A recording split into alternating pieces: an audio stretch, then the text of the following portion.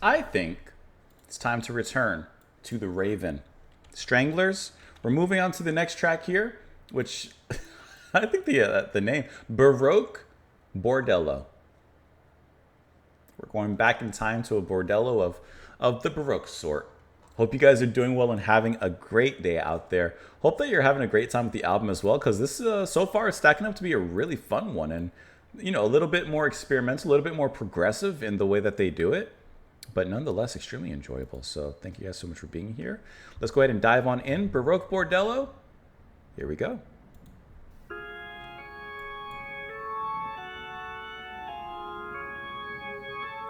I already love that. That doesn't take much.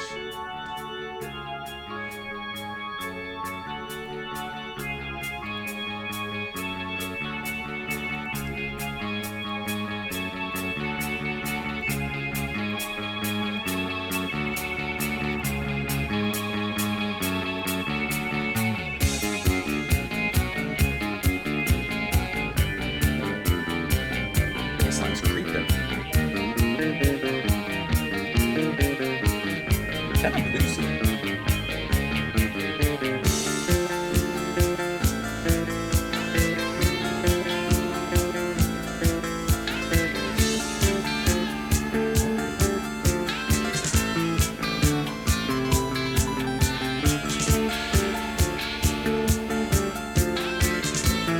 I like the guitar playing around this harpsichord sound. Bass just rubber banding.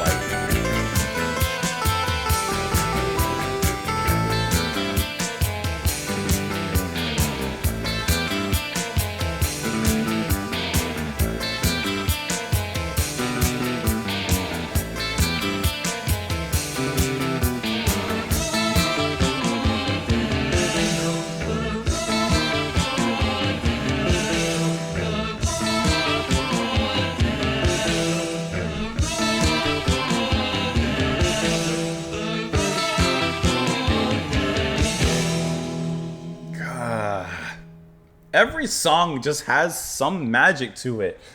I have to mention his name again. I'm going to mention it every single time probably, but Greenfield's playing is so impressive in here. Not only from the obvious beginning section, but throughout. I love that harpsichord kind of sound that he's using in here. I love the effects that are used at the end, like especially with the way that they are kind of moaning over each other. The middle section, where is he? Listen to that little harpsichord kind of sound. Listen, that is so Ray from The Doors. I don't even want to hear it. That is such a great way his solo came out, so organic as well. The beginning of this track is really interesting in the way that it sets everything up, because it almost feels like they start off like a little bit in their own space before kind of Venn diagramming into each other's space really nicely. I would see at the beginning. You know, this sounds like, I don't know, the way that Greenfield plays here, sets up these chords, there's something about it that like it sounds both old and new.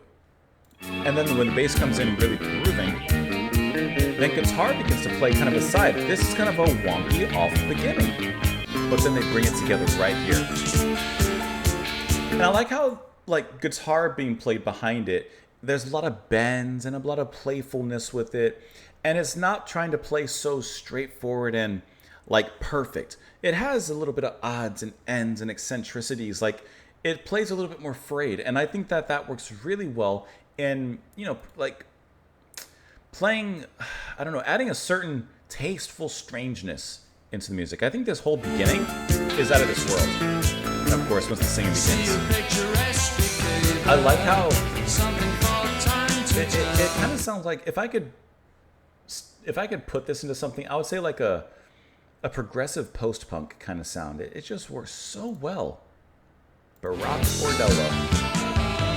I love the rise in the voices, which of course you have in the finale as well. It just moves incredibly. It has a classy feel to it as well. Not classic, but like it feels classy. This is the kind of post-punk you sip wine to.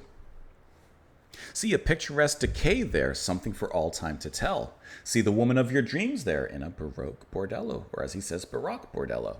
Swing doors in a blind Venetian, keep her in a walnut shell. Has to rub your eyes to bathe you in a Baroque Bordello. All the words are written for you. Finds your heaven, finds your hell. Finds your love, but keeps it hidden in a Baroque Bordello. 7 days and 7 nights spent sleeping in her wishing well. Climb her rope and find her trailer in a Baroque Bordello. Listen, I really think that in a very poetic way, it's saying, and he's saying that, listen, in this particular Bordello, you can find everything you need. Anything you want, anything your heart desires, you'll find it. You'll find it here. Any info on this particular track? Nothing. Oh, actually, Baroque Bordello was a result of a week in Umbria. This is from Burnell himself, and it was a fantastic time out of our comfort zone. We came out of it with Baroque Bordello, which I think is one of the most beautiful songs we have ever written. It's also one of the most complicated to play because the guitar, see, is the most complex thing that you ever did. I think that the guitar and bass meet up every 8 bars or something like that. It's a guitar sequence that doesn't fit into a bar. That's why it sounds kind of odd. I think Hugh singing in it is superlative, one of his best vocals. I think Dave's keyboard solo in it reaches for the sky. Everything is good in it. It's a perfect song as far as I'm concerned, a masterpiece. Can I tell you, I do not disagree with him in 1 ounce, 1 measure. It's a fantastic track from the band, and I love how smooth it is, but still retaining those eccentricities and the charisma from the band that they've kind of built up in the past few albums to this. Could this be their best album? I don't know. Maybe you know. Let me know what you thought of this track in the comments down below. I hope that you enjoyed it. As always, I hope that you're finding your time here enjoyable. I appreciate you being here and sticking around. Come back tomorrow, and I will see you all then. Bye, guys.